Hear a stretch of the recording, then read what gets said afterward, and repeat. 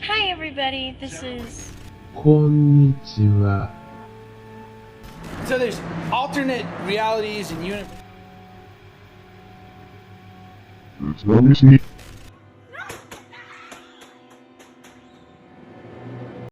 YouTube est une plateforme qui est littéralement accessible à n'importe qui. Des gens hyper talentueux comme d'autres qui ont juste envie de discuter. On y retrouve une énorme variété de personnalités et de contenus. Et comme partout où se trouvent des gens, on peut y retrouver des personnalités extrêmement étranges, parfois même déviantes. Qu'elles soient à propos du personnage principal ou juste quelqu'un qui est figurant dans la vidéo. Ou encore même les gens qui consument le contenu. Je suis Veille et bienvenue sur les nébulosités d'internet et aujourd'hui je vais vous parler de 5 chaînes YouTube terrifiantes qui se sont retrouvées sur la plateforme. Franchement ça fait hyper longtemps que j'écris ce script et je suis complètement désolée, j'ai fait une énorme pause mais je suis de retour, enfin. Promis, je vous abandonne plus, je vais essayer un maximum d'être régulière du coup sur ma chaîne. Maintenant je ne promets rien, je sais pas encore à peu près combien de vidéos je vais faire, etc. Mais on établira un planning ensemble. Bref, sans plus attendre, je vais arrêter de blablater à propos de ma vie. Commençons directement et entrons dans le sujet des chaînes YouTube terrifiantes. The Indigo Mystic. Est-ce que vous croyez en un être supérieur? Des choses qui touchent l'univers de la spiritualité ou même des pouvoirs psychiques? Il y a énormément de chaînes sur YouTube qui parlent de Dieu, qui parlent de l'univers, du bouddhisme, du christianisme et de l'éveil spirituel. Et vraiment, la plupart du temps, ces chaînes-ci sont hyper bienveillantes. Et au début, c'était ça le but de la chaîne The Indigo Mystic. Jessica Worsham ouvre sa chaîne The Indigo Mystic en 2013. Mais c'est pas avant genre 2018-2019 qu'elle commence à vraiment être active sur la plateforme. Et là, elle commence à poster des vidéos par rapport à son éveil spirituel. Elle parle de Dieu, elle parle de messages qu'elle aurait reçus à travers le tarot. Alors le tarot, qu'est-ce que c'est? J'ai personnellement énormément de decks de tarot. J'aime beaucoup. Et c'est en gros des cartes qui pourraient, entre guillemets, dire l'avenir, c'est comme ça que la plupart des gens le voient, mais le tarot c'est vraiment un moyen de communiquer en fait avec un être supérieur ou l'univers ou peu importe comment vous le décrivez. La plupart du temps le tarot est vu quand même de manière négative, ce que je trouve ça hyper dommage, mais franchement divez dans le sujet, c'est hyper intéressant et vous pourrez peut-être découvrir une passion pour le tarot. Bref, revenons à la chaîne de Jessica. Elle nous dit dans ses vidéos que c'est une personne qui adore énormément parler, qu'elle adore partager des choses aux gens et qu'elle fait ça depuis sa tendre enfance. Le truc avec sa chaîne, c'est qu'elle parlait énormément d'elle. La chaîne était vraiment très centrée sur sa personne et un peu moins sur les croyances qu'elle avait. Mais en vrai, c'est pas très grave parce que parfois la vie des gens est intéressante et il y a énormément de personnes qui ont commencé comme ça sur YouTube, sauf que là, à force de documenter sa vie constamment, on a vu à quel point ça a pris un tournant assez spécial. Jessica était la mère de 2 enfants. Elle avait 2 filles qui parfois apparaissaient sur ses vidéos et malheureusement, elles ont grandi dans un foyer brisé. Et Jessica, elle a vraiment tout fait pour pouvoir avoir la garde de ses enfants. Le truc, c'est qu'elle est tombée dans une spirale hyper malsaine parce que elle était sans emploi et elle avait ses 2 jeunes filles à sa charge. Et les vidéos qu'elle faisait sur YouTube, c'était pas assez de revenus, elle faisait pas assez de vues, elle avait pas assez de traction et du coup, c'était d'office pas assez en fait pour subvenir à un foyer de 3 personnes, sachant qu'elle avait une haine immense envers le père de ses enfants, donc elle n'acceptait absolument pas d'aide venant de lui. Au final, à force de ne pas avoir de revenus, c'est là qu'elle se fait expulsée de sa maison avec ses 2 enfants et elle commence à faire de plus en plus de vidéos sur YouTube et c'est là qu'on voit ou qu'on commence en tout cas à voir la dégringolade de son état mental. Littéralement tout était documenté. Ses vidéos sur YouTube commençaient à devenir un exutoire, presque un journal intime qu'elle nous partageait au grand public. Et elle ne s'est vraiment pas gênée pour raconter tout ce qui se passait. Heureusement, sa famille connaissait des gens qui avaient une maison qui était à vendre. Et le temps que elle se refasse, qu'elle retrouve un travail, qu'elle retrouve un autre logement, elle a pu rester dans cette maison. Et comme les gens qui l'ont accueillie, c'était des loups, ils lui ont dit que tu peux rester sans frais. Les seules choses qui sont à ta charge, c'est l'eau et l'électricité. Et du coup, elle s'est empressée de faire une vidéo pour annoncer la bonne nouvelle à ses abonnés, tout en montrant le visage de ses enfants. Ce que personnellement je ne préfère pas faire. Une chose qui pourrait paraître assez insignifiante mais qui au final est quand même assez important, c'est que ces filles faisaient l'école à la maison. We're doing schoolwork right now. We homeschool and we've been homeschooling for the past 5 years, okay? Aux États-Unis, il y a énormément de gens qui sont homeschooled. Ici, pas tant que ça. Les parents qui ont la possibilité de le faire préfèrent même envoyer leurs enfants genre dans des écoles privées ou dans des endroits en tout cas spécialisés, mais aux États-Unis ça se fait vraiment beaucoup. Et ça faisait 5 ans que ces filles faisaient école à la maison, et au fur et à mesure, au fil du temps, à force d'être constamment coincées chez eux, n'ayant aucune vie sociale, les seules personnes qu'ils voient c'est leur mère et les gens autour, elles vont commencer à développer un réflexe assez malsain. 3 années plus tard, la maison dans laquelle vivaient Indigo Mystique et sa famille a été vendue. Comme convenu par les deux parties, normalement, Jessica devait quitter les lieux et laisser la maison aux nouveaux acheteurs. Sauf que du coup, c'était absolument pas ce qu'elle avait prévu. Elle refuse de quitter la propriété et attaque littéralement les propriétaires en justice, qui bien évidemment ont gagné, parce que pour moi ça n'a aucun sens que... Bref. Donc elle est expulsée une 2e fois, et là la cour commence à se poser des questions et à un petit peu investiguer. Ils veulent savoir si est-ce que c'est vraiment la bonne chose à faire de laisser ces filles avec Jessica. Dans cette vidéo, elle explique du coup que la cour, enfin je dis la cour mais c'est plus du coup le système judiciaire du coup. Bref, elle dit que le tribunal est en train littéralement de comploter pour retirer la garde de ses enfants, et que c'est à cause d'eux qu'ils sont à la rue et que c'est eux-mêmes qui les ont mis à la rue. I'm actually going to court today against some people that are trying to take my children from me. The same people that took my home from me. The Jackson County court system. Et c'est vraiment à ce moment-là qu'on voit que son état mental est vraiment en train de se dégrader, et rapidement. Et il y a un moment dans cette vidéo où elle regarde intensément la caméra sans rien dire, et ça me met extrêmement mal à l'aise. Et je pense que c'était son but, parce que juste après, elle dit ceci. They know what's coming for them. Et c'est vraiment pas les seules menaces ou choses bizarres qu'elle a dit par rapport aux gens qui se sont occupés de son procès. Elle dit des choses toujours bizarres, voire même paranoïaques, et c'est toujours avec un regard noir. On le voit dans ses yeux, la haine qu'elle porte envers ces gens. Il n'y a aucune émotion, elle ne laisse transparaître rien du tout. Un peu comme si elle mettait un masque, comme si c'était faux. Et selon elle, comme je vous l'avais dit, elle avait des pouvoirs psychiques. Et dans cette vidéo, elle pense que le juge a trop peur d'elle pour pouvoir communiquer avec elle télépathiquement. Oui, par télépathie. Mais elle est aussi complètement convaincue qu'elle est la raison pour laquelle le juge n'arrive pas à dormir le soir, qu'il est malade. Et elle dit ça parce qu'elle lui a soi-disant jeté un sort. You're in regret, right? Scared, can't sleep at night, up all night.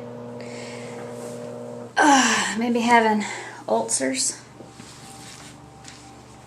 Yeah, that's right. Mais enfin, pendant qu'il y a tout ça qui se passe, elle trouve quand même un moyen, en fait, de ne pas rester à la rue. Et elle passe vraiment de maison en maison, bien évidemment, toujours accompagnée de ses enfants. Sauf que Jessica, elle a un fort caractère et elle ne se laisse absolument pas faire. Et ça peut être positif, mais ça peut aussi être négatif. Sauf que dans ce genre de cas-ci, où il y a littéralement des problèmes avec la justice, des histoires de garde d'enfants, des histoires d'enfants qui sont passés de maison en maison, ça ne peut que être négatif. Et ces filles, surtout la plus grande, ont pris une fâcheuse habitude en fait de commencer à prendre des vidéos et faire des vidéos des choses qui se passent dans la maison.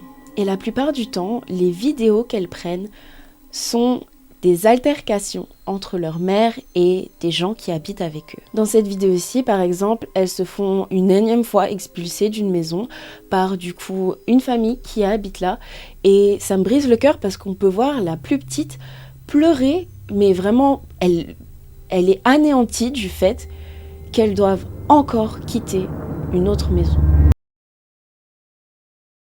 Entre-temps, Jessica a pris soin de s'équiper. Pour elle, les gens qui l'entourent ne sont absolument bienveillants, c'est jamais elle le problème. Ils sont tous en train de comploter contre elle. Et bien évidemment, elle ne fait absolument pas confiance au gouvernement, donc c'est vraiment pas elle qui va appeler la police. D'ailleurs, petit aparté, mais en parlant de ça, en 2021, elle avait fait une vidéo du fait qu'elle était dégoûtée par, bien évidemment, le gouvernement, tout ça, du fait que les enfants de 5 à 11 ans, et d'autres personnes en vrai, doivent faire le vaccin contre le Covid. Et ce qui est selon elle, contre nos droits. Et dans cette même vidéo, elle nous fait une révélation. Par contre, vraiment, quand je l'ai regardé la vidéo, je me suis dit, mais qu'est-ce que tu racontes, genre, qu'est-ce que tu dis? Et elle fait partie, en tout cas du côté politique, des Republicans. Je ne sais pas si vous suivez à peu près ce qui se passe en ce moment, surtout avec Trump aux États-Unis, mais du coup, c'est son parti à lui. C'est les partis très fachos, très anti-LGBTQ+. Bref, des gens à qui on n'a pas trop envie de se friter avec quand on a un sens de l'esprit à peu près normal. Et quand je vous dis ça, je m'en fous royalement de pour qui vous votez ou quoi. Mais c'est très extrême aux États-Unis. Très extrême. Et ça devient de pire en pire. Donc dites-vous que déjà, être anti-vax... Bref, je me perds. revenons au sujet de la vidéo. Tout en disant que à chaque fois...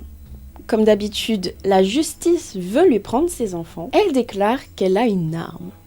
Et que sur cette arme, chaque balle a le nom des personnes qui veulent lui nuire. Elle a appelé son gun Betty. Et ce n'est pas vraiment la seule mention de Betty sur cette chaîne. Elle en parle beaucoup de Betty. Tellement qu'elle a fini par même la montrer en vidéo. Une vidéo qui paraît totalement normale pour Jessica, où elle est juste là en train de parler face à la caméra. Et puis elle part sur le fait qu'elle est en train de se faire stalker. Et puis elle nous montre Betty en fer et en os. Et elle a fini par s'en servir de Betty.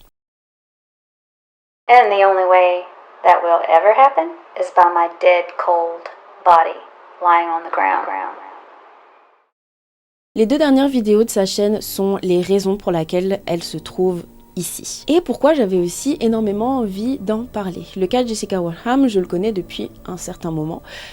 Et j'avais hésité entre le regrouper ou alors faire une vidéo à part. Mais bon, bref, au final, elle se retrouve ici. L'avant-dernière vidéo s'appelle People Are Psycho. Et c'est là où on voit, du coup, plutôt on entend des gens qui sont en train de se disputer. Ils se disputent quand même assez fort. Et puis on se rend compte que la personne qui filme est la fille de Jessica, son aînée. Du coup, elle descend les escaliers et on y voit un vieil homme par terre, un jeune et juste à côté, une vieille dame. Le jeune dit qu'il aurait pas dû mettre sa main sur sa grand-mère, ce que j'ai pas trop compris, j'imagine qu'il parle du coup de la personne qui est à terre. Et ensuite, il dit à Jessica de quitter la maison, ce qu'elle refuse de faire. Et pendant qu'il y a tout ça qui se passe, il a son téléphone en main et il est en train d'appeler le 911. Bien évidemment, tout se passe devant les filles de Jessica, qui téléphone à la main, bien évidemment, pleurent. Elles se rendent compte qu'elles vont devoir une énième fois quitter un foyer.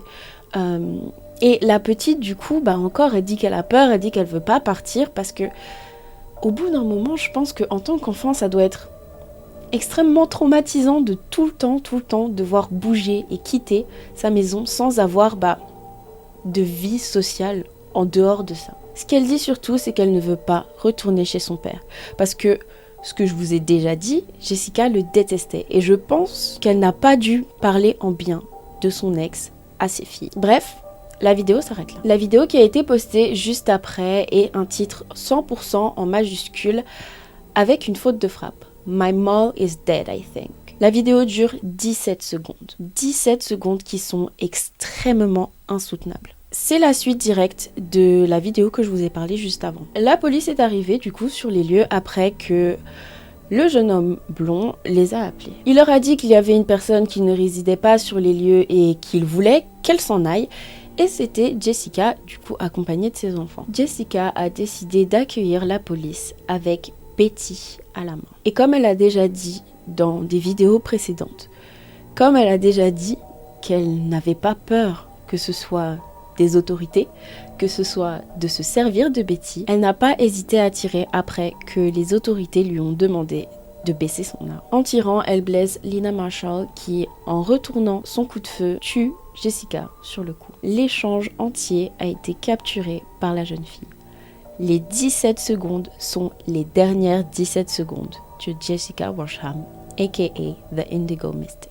Après ça, Lena Marshall est directement amenée à l'hôpital, mais malheureusement, elle succombe de ses blessures. On ne sait pas vraiment ce qui est arrivé aux filles de Jessica, et tant mieux, parce qu'elles sont quand même totalement innocentes dans l'histoire. Et le fait d'avoir du coup ramené ses filles dans ses vidéos, ce qui pourrait paraître anodin vu qu'elle parlait de sa vie et que ses filles font partie de sa vie, ça n'a apporté que du négatif pour l'image des enfants. Par contre, ce que l'on sait, c'est que la chaîne The Indigo Mystic est restée quand même active pendant un petit temps sur YouTube. Par contre, toutes les vidéos avaient été supprimées. Plus tard, la plus grande a avoué être derrière la suppression de toutes les vidéos qu'il y avait sur la chaîne. En réalité, heureusement que ces filles ne faisaient pas partie entière du coup de cette chaîne YouTube, parce que là, sur le prochain cas, on va parler d'une histoire où une enfant est littéralement le sujet principal, et je vous avoue, préparez-vous, parce que l'histoire qu'il y a derrière est vraiment dérangeante. Cheyenne Kersher. Est-ce que dans votre jeunesse, vous aimez bien faire des petites vidéos, des petits sketchs, des petits trucs avec vos frères et sœurs ou peut-être juste avec vous-même? Juste pour le plaisir de filmer, juste pour le plaisir de savoir qu'il y a un truc qui filme, même si ça a ni queue ni tête. Si oui, bienvenue au club. Comme on a vu sur ma vidéo précédente sur du coup le lost media de mon enfance, ma sœur et moi, on adorait faire des petites vidéos avec le caméscope familial. Sinon, pauvre de vous, parce que vous avez vraiment raté un truc. Bref, il n'y a pas que vous et moi qui avions eu cette idée. Si moi personnellement je n'ai jamais rien posté de mon enfance, ce n'était pas le cas de Cheyenne Kersher, une jeune fille hyper dynamique qui a tenu 2 chaînes YouTube à son actif. Sa première chaîne, Cheyenne 2010, qui est ouverte il y a maintenant presque 15 ans, était assez mignonne dans son ensemble. Dans sa première vidéo Shy's Silent Show, c'est compliqué à dire, Shy Silent Show, bon, Shy Silent Show numéro 1, on pouvait la voir se prêter à un concept qui était quand même assez original. En gros, elle faisait un petit sketch complètement silencieux comme dit le titre, en exagérant énormément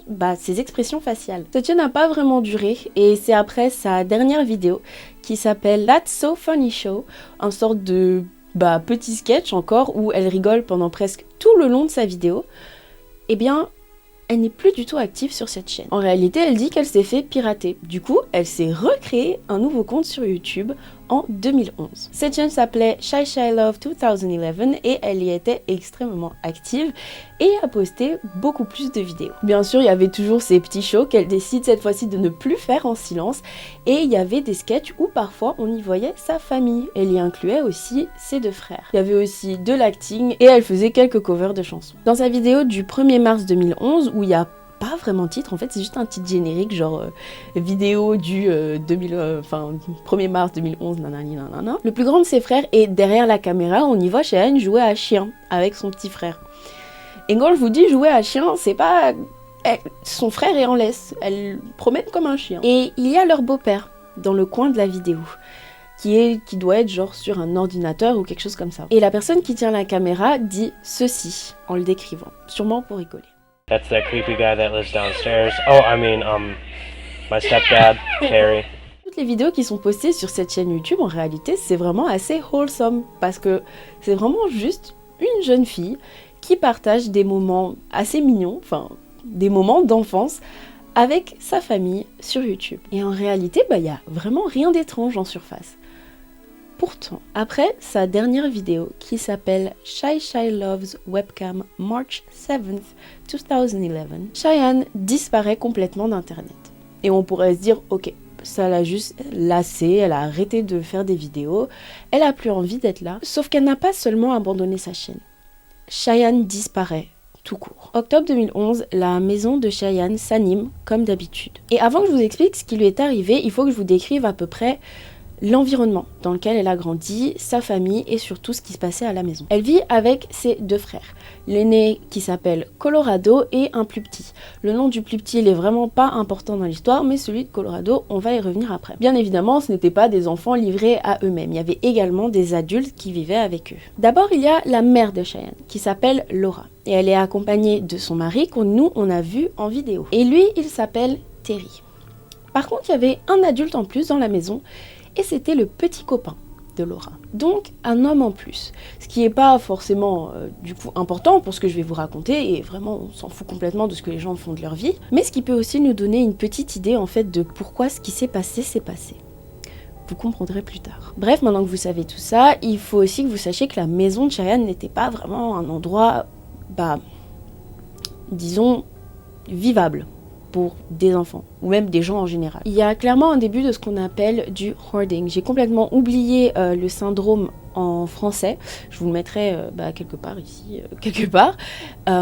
Et c'est vraiment des personnes qui commencent à accumuler énormément d'objets.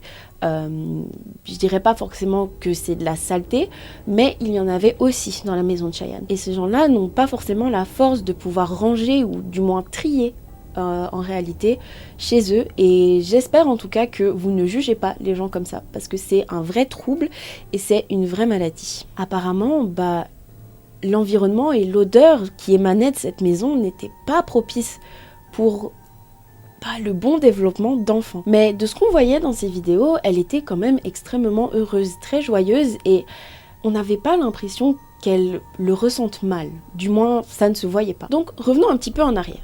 On est en octobre 2011 et le foyer se réveille. Malheureusement, Cheyenne n'est pas là. À sa place, on y retrouve une note où il y a écrit ceci. Maman et papa, vous n'avez rien fait de mal, mais au moment où vous aurez cette lettre, je serai partie. Ne vous inquiétez pas pour moi, je vous aimerai toujours. Vous n'allez pas me retrouver parce que je ne veux pas être retrouvée. Donc au final, je vous dis au revoir. Love, Shy. La lettre ne présente aucun signe où on aurait pu croire qu'elle a été forcée de l'écrire, où il n'y a pas de larmes, il n'y a rien qui pourrait prouver en fait qu'elle ne l'ait pas écrite volontairement. Et bien évidemment, c'est à 100% son écriture à elle. Évidemment, la famille contacte directement les autorités et vu que les premières 24 heures sont les plus importantes quand il s'agit de disparition d'enfants, la police ne fait rien du tout. Ils ne prennent vraiment pas ça au sérieux. Pour eux, elle a juste fugué, comme il y avait écrit dans son mot. Et ce n'est qu'après 1 an et demi, c'est hyper long, c'est après tout ce temps que cette affaire intéresse enfin le FBI. Et eux, ils n'ont absolument pas cru à cette thèse de la fugue. Elle est partie sans argent, sans veste, sans chaussures. Elle a absolument tout laissé chez elle. Du coup, il n'y a rien qui indique qu'elle soit partie volontairement. Du moins qu'elle soit partie seule. Et ils se disent que peut-être que c'est quelqu'un qu'elle a rencontré en ligne qui l'a aidée à fuguer. Ils ont commencé à parler à tout son entourage et la meilleure amie qu'elle avait à l'époque a fini par déménager, donc ils ont fait le trajet justement depuis la maison de Cheyenne jusqu'à sa meilleure amie et ils se sont dit que du coup, vu à quel point c'est loin, c'était l'opportunité parfaite pour Cheyenne de pouvoir partir et se créer une nouvelle vie. Sauf que quand ils sont arrivés là-bas et qu'ils ont demandé où était Cheyenne, sa meilleure amie s'est effondrée. Pour elle, Cheyenne était morte parce qu'il n'y avait pas un seul jour où Cheyenne ne la bombardait pas de messages et que ça en devenait presque maladif qu'elle lui parle tout le temps. Sauf que là, aujourd'hui, ça lui manque.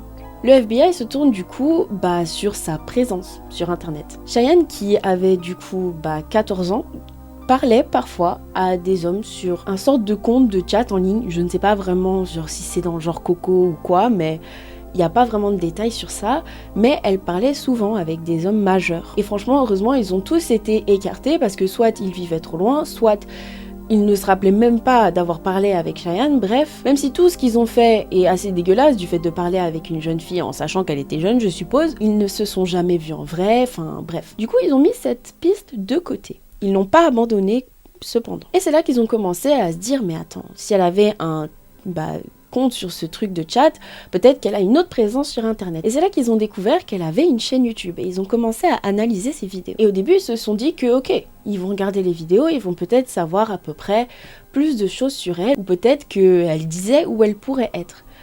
Sauf qu'ils en ont appris beaucoup plus. Comme je vous ai dit, ses frères étaient quand même assez impliqués dans les vidéos qu'elle faisait. Et au début, le FBI s'est dit, peut-être que Colorado fait partie de cette histoire. Il avait l'air d'être quand même assez violent avec les plus petits. Mais voilà, ils se sont juste rendus compte que c'était un ado un peu con qui faisait le grand, fort et méchant parce qu'il pouvait et parce qu'il était le plus grand. Une autre personne apparaissait souvent dans les vidéos de Cheyenne qui ne faisait pas vraiment partie des vidéos. Il était là, en arrière-plan.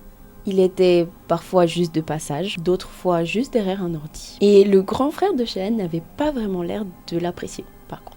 Et la dernière vidéo sur sa chaîne a beaucoup intrigué les enquêteurs. On y voit Cheyenne faire un show, comme d'habitude, où elle est hyper enjouée, elle parle fort, elle a des expressions extrêmement expressives. Des expressions expressives, très bien. Elle est vraiment dans son personnage, sauf que elle se lève d'un coup et toute son expression corporelle change. Elle est tendue parce qu'un homme est rentré dans la pièce. et il s'est approché de Cheyenne. Il tente vaguement de mettre ses bras autour d'elle et elle lui attrape les poignets et lui dit quelque chose à l'oreille. « Je suis en live, fais attention. » La personne répond « ok » et Cheyenne immédiatement revient dans son personnage. Sauf que là, c'est vraiment surjoué. On ressent qu'il y a quelque chose en plus. L'homme la rejoint vaguement dans le jeu, puis il part, et ensuite il y a son frère qui rentre dans la pièce et commence à faire un sketch ensemble. Ensuite, la vidéo continue comme à peu près toutes les vidéos qu'elle a postées jusqu'ici. Bien évidemment, le début, il est hyper suspicieux. Et la relation qu'il y a entre Cheyenne et la personne qui vient lui parler, elle est extrêmement malsaine, comme s'il y avait un petit jeu ou de l'intimité beaucoup trop proche qui n'aurait pas lieu d'être. Et ça n'a pas pris beaucoup de temps pour découvrir qui était cet homme mystérieux. C'était Terry Abbas, le beau-père de Cheyenne. Là, on va parler vraiment de choses assez dégoûtantes. Des choses qui, pour un public sensible, ne devraient pas être écoutées. Du coup, s'il vous plaît, si les sujets qui touchent à l'agression, à la pédophilie, au non-consentement, vous pouvez skipper cette partie de la vidéo. Je vous laisse un timecode quelque part et vous pouvez aller directement là-bas. Terry Abbas, j'ai pas envie de parler de lui. J'ai pas envie de lui donner du temps, que ce soit sur ma vidéo ou pendant mes recherches. Je n'ai absolument pas voulu, en fait, aller plus loin dans qui était ce personnage. C'est quelqu'un d'absolument dégoûtant et je vais vous raconter pourquoi. Après avoir vu la vidéo qu'il y avait sur le compte de Cheyenne, le FBI a décidé d'investiguer un peu plus profondément dans cette thèse de Terry Abbas. Ils se sont dirigés du coup vers la grand-mère qui habitait juste à côté de leur maison. Et celle-ci a révélé que Cheyenne s'était déjà plaint plusieurs fois du fait que son beau-père l'observait pendant qu'elle prenait sa douche, pendant qu'elle se changeait. En tout cas, il était là à des moments où un adulte n'était pas censé être là pour une enfant de son âge. Et elle était aussi déjà partie se plaindre à l'école, qui, eux, étaient censés faire des analyses corporelles. Ce qui, bien évidemment, n'a jamais été fait. Et vous voulez savoir pourquoi ça n'a jamais été fait ? Ça n'a jamais été fait parce que la personne qui devait amener Cheyenne pour ces analyses médicales était la même personne. C'était la même personne qui lui faisait subir tout ça. Ça n'a aucun sens. Il y avait clairement une relation avec elle. Une relation où, je vous rappelle, elle avait 14 ans. C'est donc impossible, complètement impossible pour cette jeune fille de 14 ans de consentir à une relation quelconque avec son beau-père. Sachant que la fille biologique de Terry, donc la belle-sœur de Cheyenne, a aussi avoué au FBI que Chey lui avait déjà dit que Terry l'avait touchée. C'est après 2 ans qu'ils effectuent enfin une arrestation. Celle de celui qui a, pendant on ne sait pas combien de temps, abusé de Cheyenne. Et c'est presque immédiatement que cette merde de Terry Abbas a littéralement tout avoué aux autorités. Enfin tout. On jouait, on était dehors. Elle voulait que je la poursuive, donc je l'ai poursuivie. Elle est allée dans la forêt, je l'ai poursuivie pendant quelques minutes et je suis tombée. Elle a trouvé ça drôle et là je sais pas ce qui s'est passé. Je dirais que c'était... On pourrait dire que j'ai juste pété un plomb. Avant que je sache quoi que ce soit, je me trouvais debout devant son corps. Elle ne respirait plus. Cheyenne, tuée. Et bien évidemment, vous savez que ce n'était absolument pas l'entière vérité. Il avoue plus tard avoir eu une relation sexuelle avec elle. Et puis il avoue avoir creusé la tombe dans laquelle il l'a placée le jour même. Sauf que encore, il a menti. Ce n'était pas le jour même. Il a creusé cette tombe 3 jours avant d'emmener Cheyenne dans la forêt. 3 jours. C'était entièrement prémédité. Ils lui ont demandé, du coup, de les apporter là où il a abandonné Cheyenne. Et il l'a fait. Et c'est là qu'il retrouve une petite ballerine, 6 pieds sous terre. Et bien évidemment, celle-ci appartenait bel et bien à Chey. Et vous vous en doutez, la ballerine n'était pas seule. Et la note dans l'histoire. La lettre, le petit bout de papier qui a annoncé son départ à Cheyenne.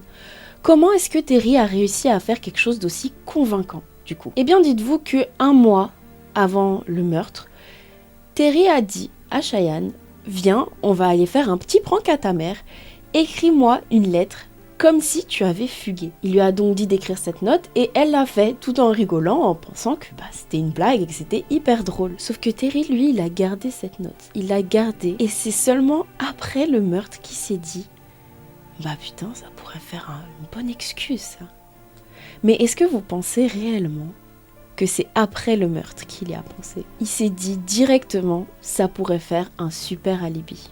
Laissez-moi vous dire à quel point cet enfoiré, il a absolument tout orchestré. Bien évidemment, il plaide coupable, parce que il a tout avoué, il les a ramenés au corps, enfin, il n'y avait pas d'autre chose à faire. Et il prend une peine de prison à vie sans possibilité de parole. Et franchement, tant mieux.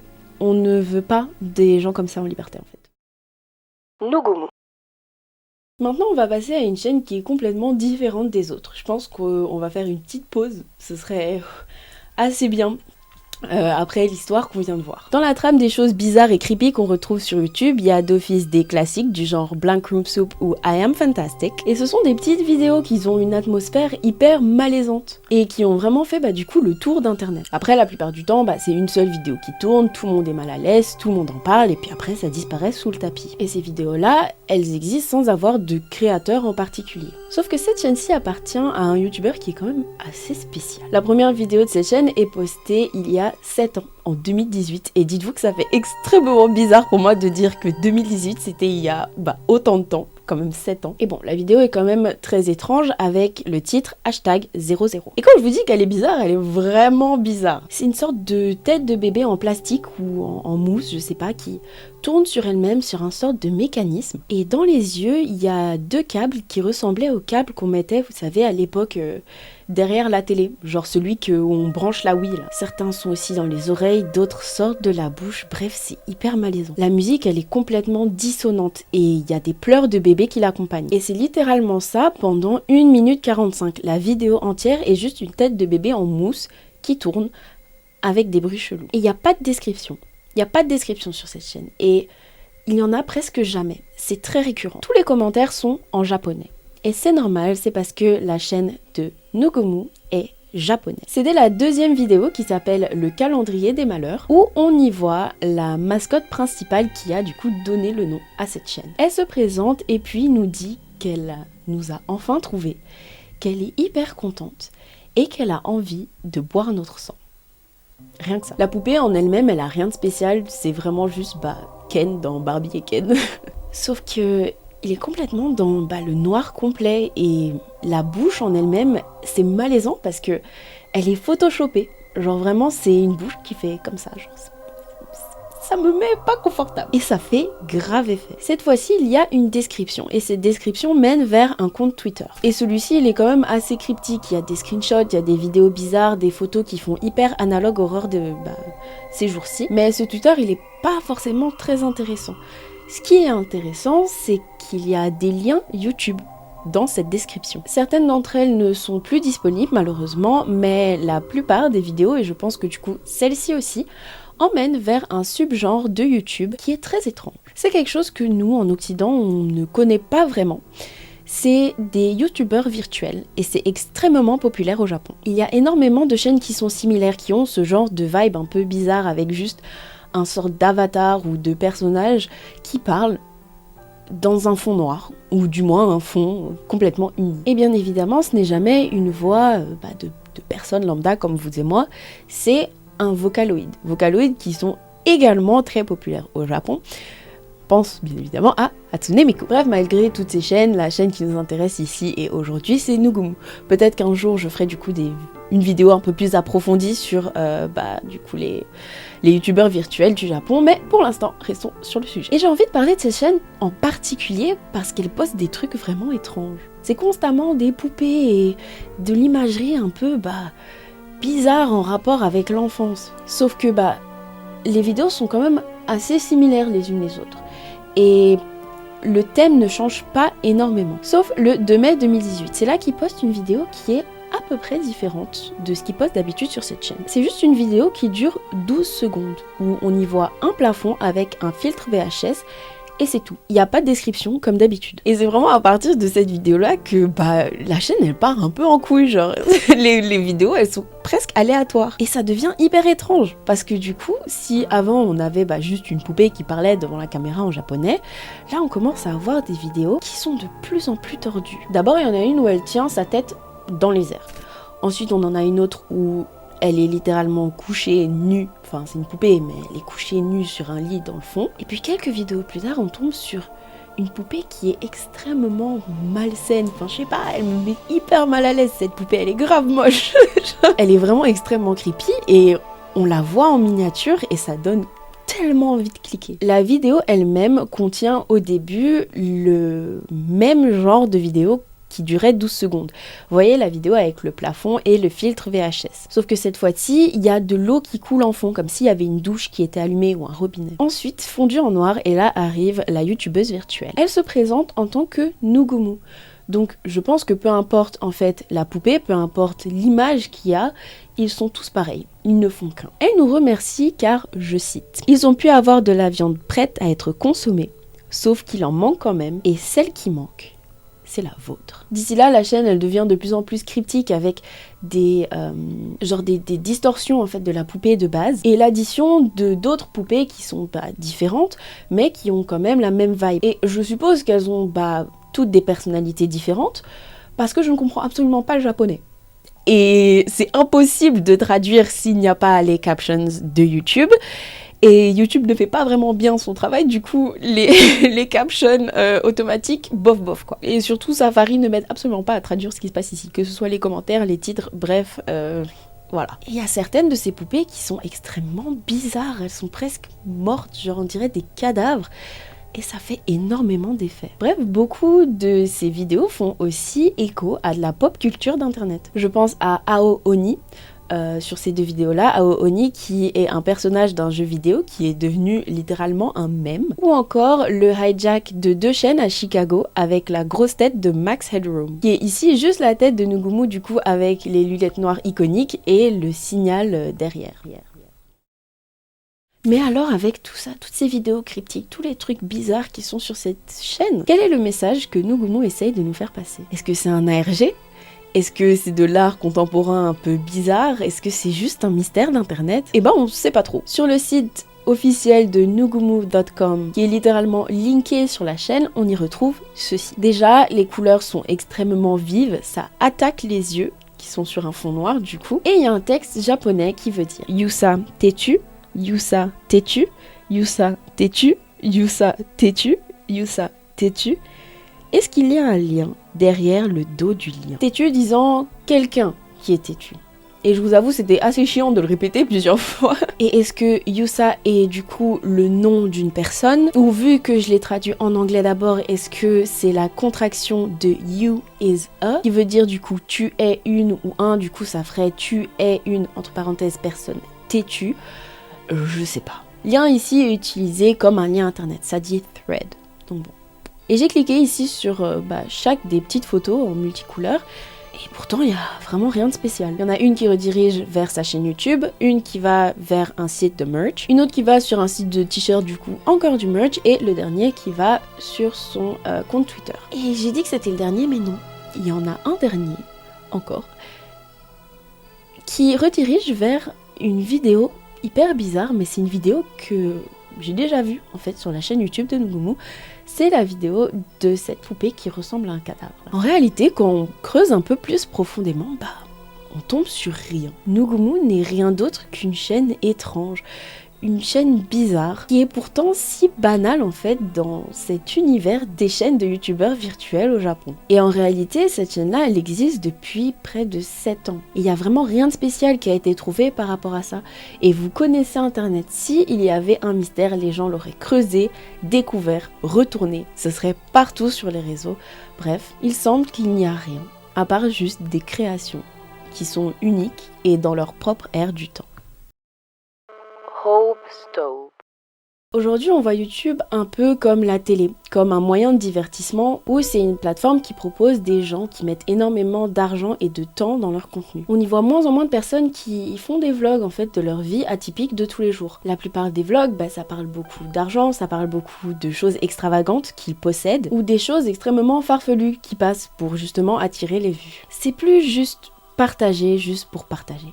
Et bien évidemment, on connaît la chanson, pas tout le monde est là pour l'argent, il y a quand même des gens qui postent juste pour poster, nanani nanana, mais vous savez très bien que sur YouTube, plus on fait de vues, plus on est proposé, plus on est propulsé et plus on gagne de l'argent. Bref, il y a maintenant presque 13 ans, un homme de 27 ans s'est dit: pourquoi est-ce que je ne pimenterais pas un petit peu ma vie? La chaîne de Hope Staub voit donc le jour avec sa première vidéo intitulée Staub the Hobo, Holiday Times, Train Hopping Seattle to Denver, December 2011. Dans cette vidéo qui sera la base et le pilier de sa chaîne, James William Staubby nous partage que à son âge actuellement, il a envie de changement. Il a envie de voyager avec style et avec classe, rapidement et de manière quand même assez confortable. Il nous montre son appartement, il nous montre sa voiture et nous dit que il n'a pas envie de la conduire sa voiture et qu'il doit du coup rejoindre sa famille pour un repas. Ce qu'il va faire, c'est du train hopping. Le train hopping, c'est littéralement passer de train en train, mais globalement c'est juste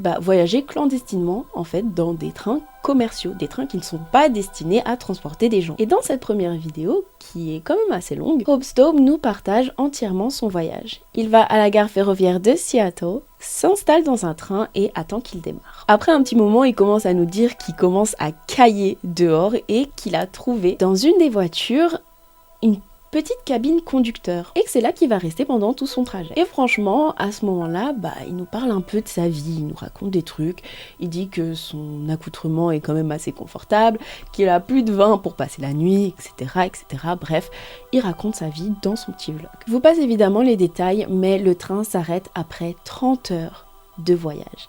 Là, il descend, visite la ville et va faire ce qu'il a à faire et ensuite la vidéo se termine. Bien évidemment, la vidéo se termine avant la réunion de famille, il va pas nous montrer tout ça. Depuis se lance une nouvelle passion en fait pour Hope Staub. Même si au début les vidéos sont espacées genre d'1 à 2 années, c'est à partir de 2015 qu'il commence vraiment à mettre du travail dans ses vidéos. Il achète un micro-cravate, il achète une meilleure caméra et il nous fait une petite intro avec un peu plus de montage. Bref, ça se voit qu'il commence à kiffer absolument de documenter son train hopping. Les vidéos, elles sont pas très différentes les unes des autres, elles se déroulent toutes à peu près de cette manière. Il commence par nous décrire le trajet qu'il va prendre avec les trains, ensuite il nous parle de ses possibles péripéties, ensuite il nous embarque dans le trajet, fait son voyage de train en train, sort des trains, et puis la vidéo s'arrête. Et il buvait assez fréquemment pendant ses vidéos et pendant ses voyages.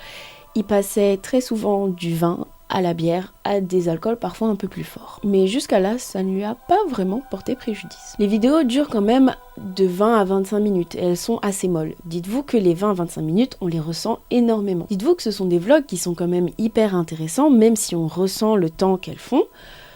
Mais le truc, c'est qu'ils parlent d'énormément de choses qui sont quand même assez insignifiantes. Et ça n'a pas vraiment beaucoup d'importance. Il nous montre énormément le paysage, il nous raconte des anecdotes sur la zone dans laquelle il est, mais il n'y a aucun drama, il n'y a aucune chose exaspérante, enfin pas exaspérante mais extravagante qui se passe. Bref, ce sont juste des petites vidéos. La dernière vidéo sur sa chaîne s'appelle Staub the Hobo, 38 White Spaces, 1 Wendover Train Hopping. Elle est postée il y a maintenant près de 8 ans. La description dit que c'est le début d'une série de 2 vidéos où il va traverser les espaces ouverts du Wyoming, l'un des états les plus méconnus et les plus vides des États-Unis. Il commence la vidéo par nous expliquer son trajet comme d'habitude. L'un de ses amis le dépose dans un entrepôt, là où il y a des trains qui sont laissés là, presque à l'abandon. Et c'est là qu'il nous raconte qu'un jour, lui et un de ses amis ont décidé de faire du train hopping. Sauf que son pote est mal tombé et il s'est cogné la tête et a littéralement perdu la mémoire pendant plus de 10 minutes. Et ce qui est extrêmement bizarre et qui est une coïncidence très étrange, c'est que ça s'est passé en 2006, mais à cet endroit exact, dans le Wyoming, dans la zone où il est. Et du coup, il dit qu'il va faire extrêmement attention pendant ces trajets-là. Il n'embarque pas tout de suite un train, parce qu'il n'y a pas le train qu'il voulait attraper, et du coup, il reste avec sa cagette de 30 bières à la main et se pose dans son sac de couchage près de la voie ferroviaire. Il nous montre les maisons abandonnées, le paysage et tout ce qu'il y a aux alentours, tout ce qu'il peut voir et qu'il trouve assez intéressant. Pendant sa visite de l'une de ces maisons abandonnées, il nous dit « Si quelqu'un trouve cette caméra, n'hésitez pas à utiliser à bon escient la vidéo de moi qui tombe à travers le sol. » Il est quand même hyper attachant dans ces vidéos où justement comme là, il fait des blagues où il est presque stoïque, genre on dirait qu'il fait son truc en premier degré et que ça doit être pris au sérieux alors que on l'entend un tout petit peu à son intonation que c'est une blague. Et je trouve que ce genre d'humour dans ses vidéos assez calme, c'est grave pépite. Ça rajoute une mini dimension personnelle que son personnage n'est pas juste train hopping and speaking about whatever, c'est vraiment il a sa personnalité, une personnalité calme mais quand même drôle. j'adore. Bref, il commence à marcher et nous montre son périple. Quand on avance un tout petit peu sur la vidéo, il commence à nous montrer du coup les alentours et on y voit une rivière qui est extrêmement en contrebas. Et il se dit que ça pourrait être quand même pas mal du coup d'aller piquer un seau dans la rivière parce qu'il commence à faire chaud. Et là, il pop une bière et commence sa descente. Bref, il se lave, machin. Sauf que à ce moment-là, il commence à nous dire qu'il commence à se sentir extrêmement seul. Que ça fait 24 heures qu'il n'a vu personne à part des animaux qui se baladaient dans les environs. Il s'approche enfin d'un train vers la fin de la vidéo qui est en marche mais qui avance extrêmement lentement. Et il dit qu'en vrai ça lui plaît pas trop de prendre ce train-là, que c'était pas dans ses plans, mais qu'au final c'est ce qu'il doit faire pour arriver un peu plus proche de sa destination. Il passe à côté de là où il était tout à l'heure, filme un petit peu les environs et là c'est la fin de la vidéo. Sauf que ce n'était pas seulement la fin de sa vidéo. C'était également la fin de sa chaîne. Cette dernière vidéo nous dit de rester branché et de s'abonner si on veut voir la suite de son voyage. Sauf qu'il n'y a absolument plus rien qui a été posté sur la chaîne de Hopestop.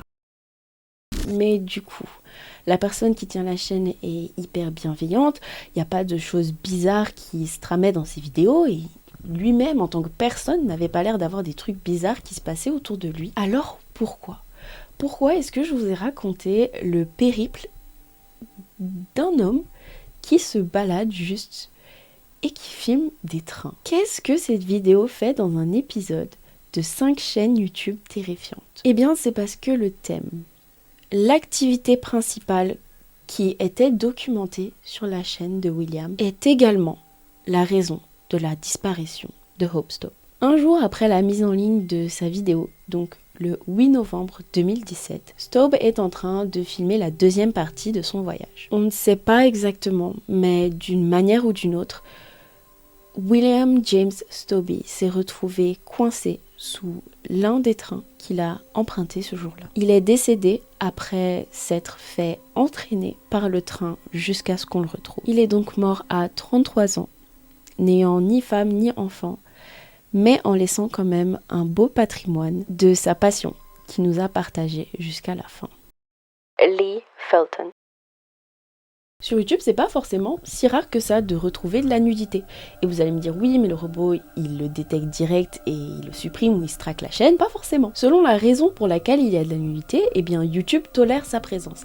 Et il y a 2 raisons pour lesquelles ça se passe. La première qui est aujourd'hui plus vraiment acceptée parce que bien évidemment il y a des gens qui forçaient et qui utilisaient ça à mauvais escient, c'est la nudité dans un contexte d'art, donc par exemple des gens qui font de l'art contemporain ou qui utilisent leur corps nu pour peindre des trucs. YouTube a fini par extrêmement atténuer cette règle parce que comme je vous l'ai dit, il y a des gens qui en abusaient totalement et ils essaient de faire passer de la pornographie pour de l'art. Et puis vous savez, plus on laisse de la liberté aux gens, plus les gens ils essaient de prendre, surtout sur internet. La deuxième raison pour laquelle YouTube tolère la nudité, c'est si c'est à but éducatif, donc pour apprendre quelque chose.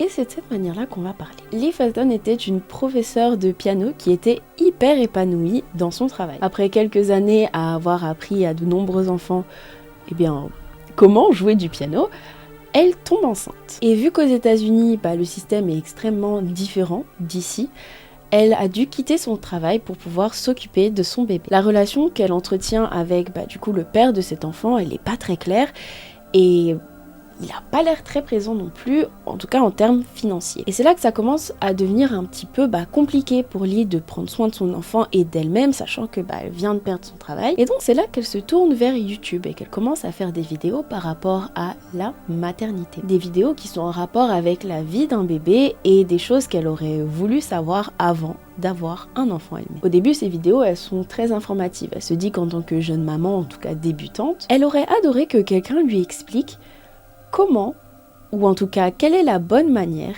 de donner le sein à son enfant de A à Z. Donc du coup, comment gérer s'il y a un problème, comment après le faire rôter, bref, comment nourrir son enfant si on allaite directement via son corps.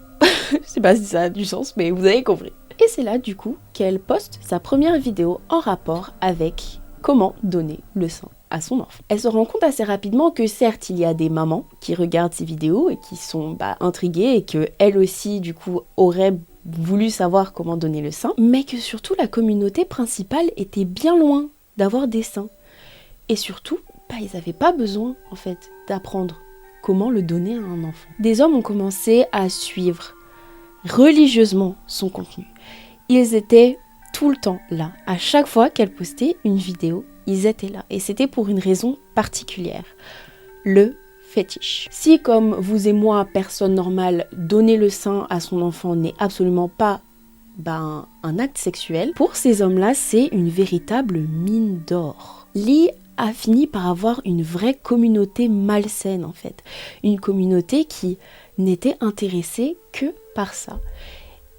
Et elle a commencé à se dire, et si pour faire plus d'argent, je vendais les vidéos personnalisées où je donne le sein. L'un de ces hommes a acheté l'une de ces vidéos. Et lui, il est vraiment pas très intelligent parce qu'il a laissé ça dans son téléphone et sa femme est tombée dessus. Bien évidemment, au lieu d'engueuler son mari, elle a directement appelé la police. Et bien sûr, ce n'est pas du tout bien passé au niveau des autorités. Et là, elle est très vite retrouvée et directement mise en examen. Lee Felton a vendu des dizaines de vidéos où elle donne le sein à son enfant. Et chaque vidéo était unique et personnalisée. Et bien évidemment, c'est dégueulasse.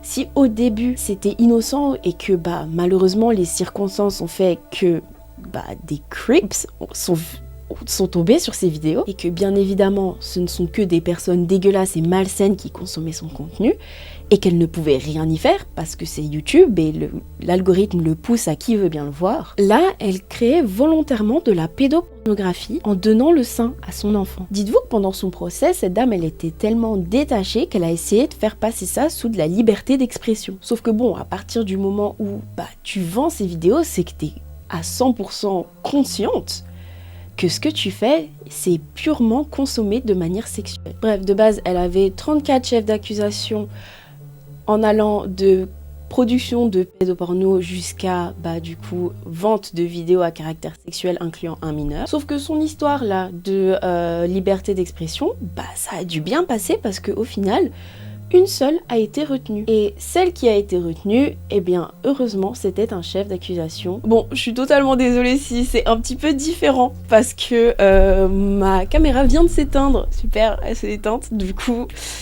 Voilà, il faut que je recommence une partie entière. Bref, c'est pas grave.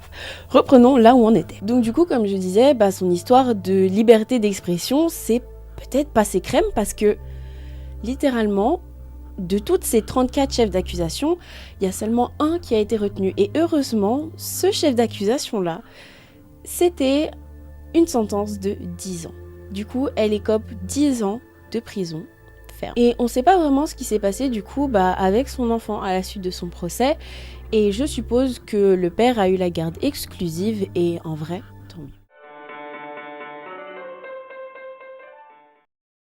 Et là je vous ai parlé de Lee Felton parce que j'ai envie qu'on rentre dans un sujet qui est un peu plus vaste en fait que juste une seule chaîne YouTube. Le contenu fétiche qui est relié aux mamans et aux enfants est extrêmement populaire sur la plateforme. Il suffit juste de taper Breastfeeding Lee Felton pour tomber sur des millions de playlists. Des playlists qui ont des vidéos qui ont vraiment énormément de vues. Il y a une de ces vidéos qui a littéralement fait 173 millions de vues. 173 millions pour une vidéo qui littéralement est une femme qui donne le sein à un enfant qui a pas vraiment l'air d'avoir l'âge de continuer à se nourrir avec le sein. Et quand on va sur les chaînes qui ont ces playlists publiques, on se rend compte à quel point ce sont des détraqués. Et il y a énormément de contenu sexuel qui est passé à travers les mailles du filet de YouTube. Et je sais pas pourquoi il y a des gens qui sont aussi obsédés en fait d'avoir des contenus à caractère sexuel sur la plateforme, comme quand il y a littéralement des endroits qui sont prévus à cet effet. Et certains oublient que leurs playlists, elles sont publiques. Donc entremêlées avec leurs chansons préférées ou du coup des vidéos de pêche, il y a des playlists où c'est des femmes qui donnent le sein. Ou alors on y retrouve des examens gynécologiques ou des massages érotiques, genre on souffle. Et la plupart, ce sont des choses qui sont passées sous la catégorie éducation. Et dites-vous qu'il y a des trucs qui sont réellement éducationnels et importants à faire, qui sont passés pour des choses sexuelles. Des examens pour le cancer du sein, comment se palper le sein pour prévenir le cancer.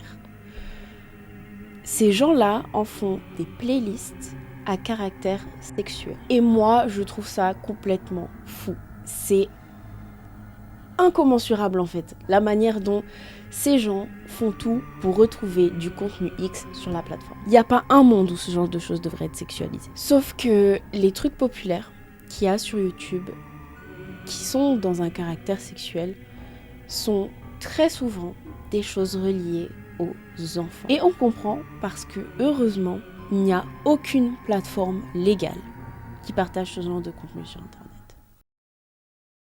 Donc voilà, c'est la fin de cette vidéo, ça fait longtemps que je vous ai pas vu et en plus ma caméra a décidé de me lâcher genre vers la fin, donc bon bref, c'est pas trop grave. Et du coup j'avais envie de vous faire quand même une bonne grosse vidéo, là j'ai à peu près 2 heures de rush, je vais voir combien de temps elle va durer, mais je pense que ça va pour un petit 40 minutes en tout cas. Bref. Même si ça fait si longtemps que je vous ai pas vu, ne vous inquiétez pas, j'ai quand même pas chômé. Cette vidéo, dites-vous que le script il fait 11 pages, donc voilà, j'ai encore une autre vidéo sur le côté que je suis en train de travailler dessus, donc on va recommencer petit à petit à être du coup régulière sur la plateforme, en tout cas je l'espère, j'espère que je vais pouvoir tenir le coup, mais enfin si, je pense que oui. Mais bref, croyez-moi, tout autant qu'on ait trouvé des dingueries aujourd'hui sur YouTube, on est loin d'avoir vu toutes les choses bizarre et malsaine qu'il y a sur la plateforme. Et je pense que ça va être le premier épisode d'une longue série sur des choses cheloues qui se sont passées sur YouTube. Si vous avez du coup des recommandations d'histoires un peu farfelues, dégueulasses ou des choses que vous avez envie que je parle sur YouTube, que ce soit sur une vidéo à part entière ou alors du coup sur un format où il y a des sujets regroupés comme ça,